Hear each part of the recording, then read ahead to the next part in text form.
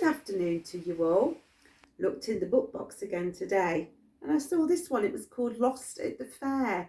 This is a really, really old book, and maybe some of your grandmas and granddads know this book. And I've chose this book today because lots of children have gone back to school, have gone back to nurseries, and maybe when they got there today, they just felt that little bit lost. But you were okay. You're going to be looked after and everything's going to be just fine. So I thought of you all going back into your nursery settings, your playgroups, your preschools, and in your infant schools. So this story is dedicated to lots of children.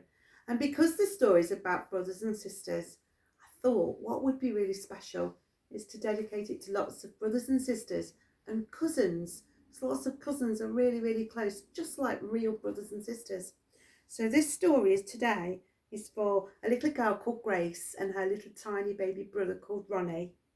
And it's also for Finley and his cousin called Elsie. They're really close. It's also for a little girl called Sky. And Sky's got a tiny, tiny newborn baby brother who was born on her birthday. Wow, that's quite amazing. And she's got some cousins.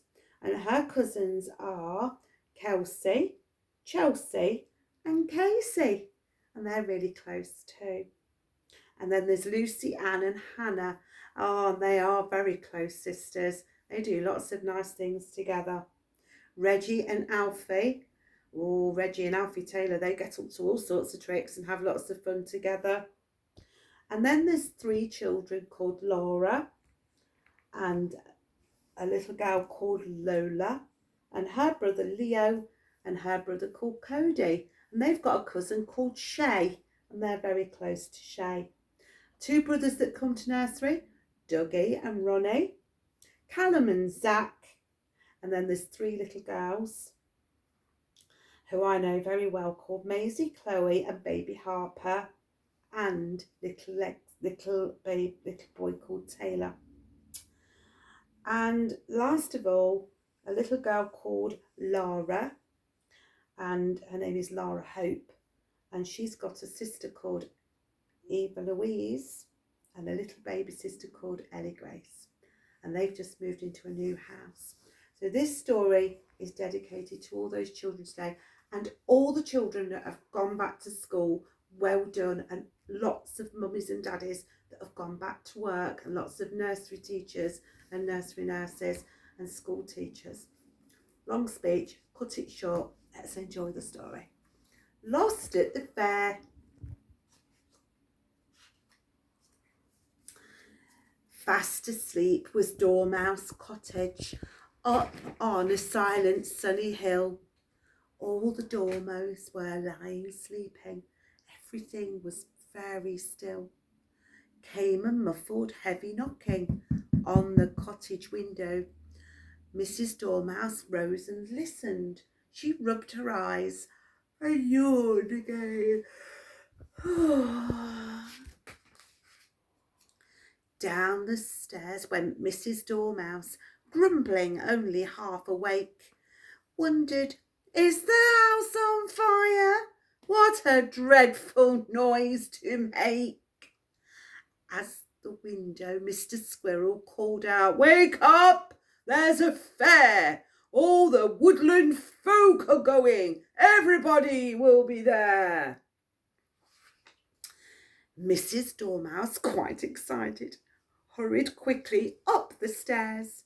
She roused her dreamy little Dan and Daisy and told them all about the fair. So for once they were not sleepy. Up they leapt and they quickly dressed, and it was a great occasion. Both put on their Sunday best. Down at breakfast, how they chatted. All their appetite they had. Porridge piping hot with cream on. How they loved it, and weren't they glad? Look, they're all having their breakfast at the table. Can see some marmalade there. Wellingtons, said Mrs. Dormouse. They would be best. Now come along. Put them on. Let's get hurried and hurried off they went. Down the lane a lonely figure, he sadly wept upon a stone. Little Freddie Mouse was sobbing, left behind and all alone. Oh, look, he looks so sad, left behind on a stone. Oh dear. I think if he was left alone like that, little Grace would come and look after him.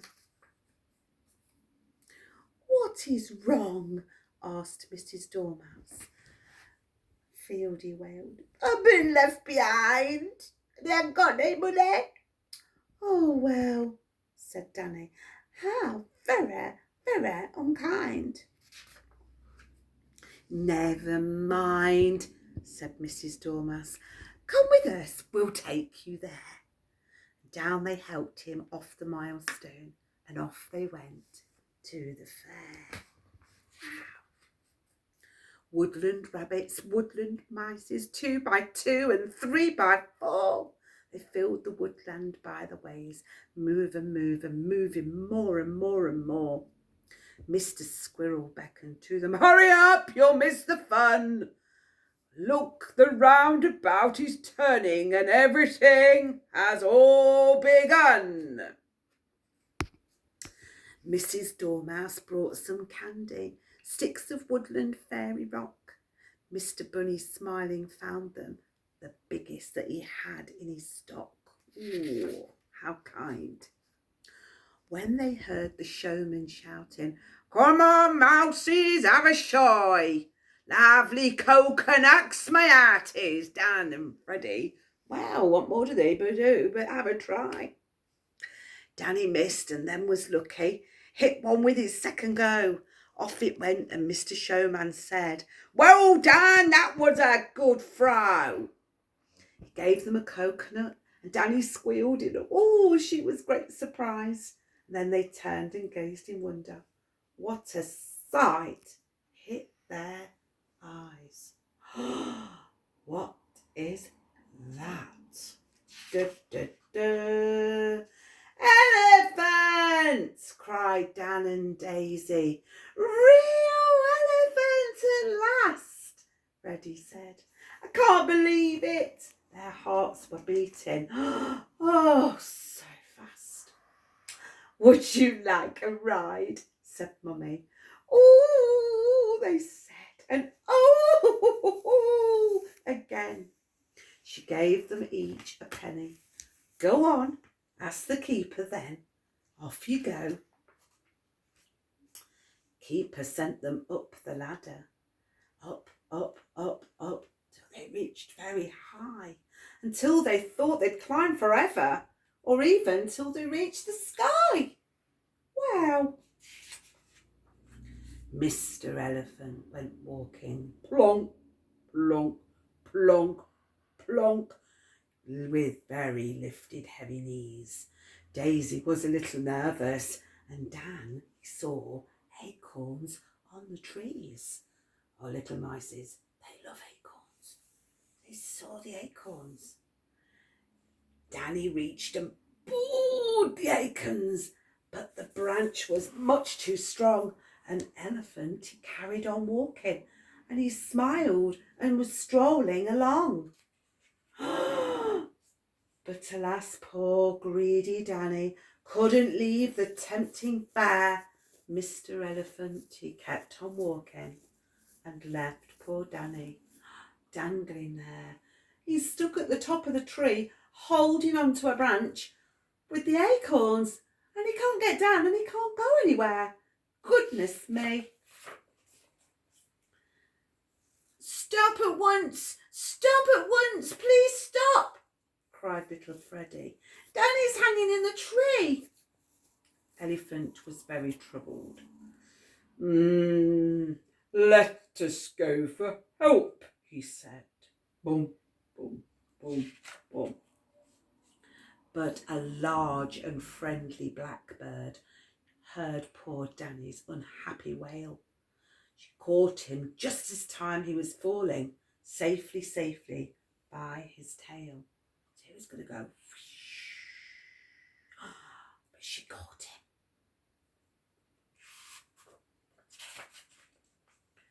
She pulled him up into the oak tree, where he soon fought his fight.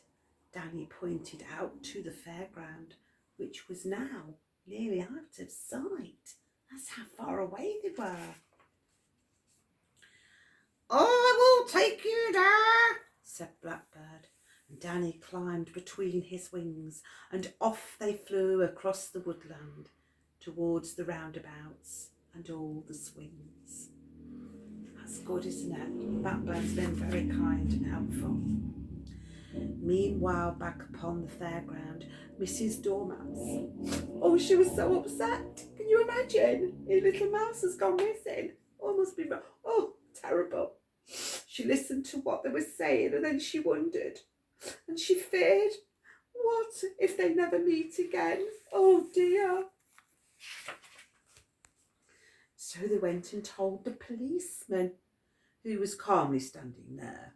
He didn't see the distant blackbird, and he was flying down towards the fair. So up here is the blackbird coming down. On his back, the eager Danny told the blackbird where to land, and down, down, down he fluttered, right among them, and Danny shouted, "This is grand!" And then he thanked the kindly blackbird, and Mrs. Dormouse thanked him too. Policeman mumbled, rather crossly, "Well, that's it, there's nothing I can do." He's walking off now. And off he went, and so did Blackbird. Dormouse waved a last goodbye, and as he winged above the woodland, growing smaller in the sky, homeward bound the happy Dormouse, with their sticks of woodland rock, talked and talked of their adventure, coconuts and Danny's shock. He talked about the lovely outing. He talked about the woodland fair. He talked about the elephant and blackbird. And so, children, let's leave them just there. I think they had a super time, and I really hope that you enjoyed that story as much as I've enjoyed telling you that today. Thank you. Bye-bye.